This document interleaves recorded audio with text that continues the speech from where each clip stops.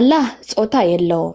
አላህ በአምሳሉ ፈጠረን እንጂ ጾታው ይሄ ነው ተብሎ አልተገለጸንም። ባይሆን አንተ አላህ ጾታው አልተገለጸልን፣ ሴት ነው ወንድ ነው ምንም የምናውቀው ነገር የለም። እኛ አልተነገረንም። ይሄ ባይሆን አብሪና ልጅ እንዲኖራት ባል ነው የምትፈልገው ሚስት ነው የምትፈልገው? ኖ ፈጣሪ ያልኩህ ነገርኩህ እኮ ያልኩህን አማርኛ ሰምተኸኛል። ፈጣሪ ጾታውን አልተገለጸልንም። እኛ ሰዎችን በእጁ እንደሰራንና በአምሳያው እንደሰራን ነው የምናውቀው። ሳብሪና እኔም ጾታዬን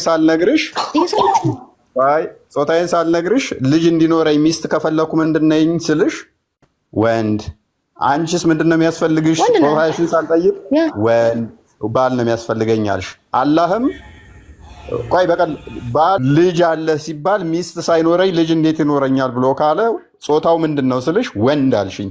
ቁርአኑ ላይ ሱራ የፈጣሪ ልጅ አይደለሁም።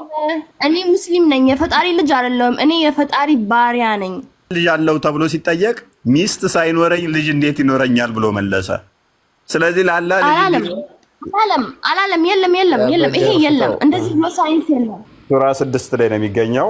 ሱረቱ አናም ይባላል። 101ኛው አያ ላይ ነው የሚገኘው።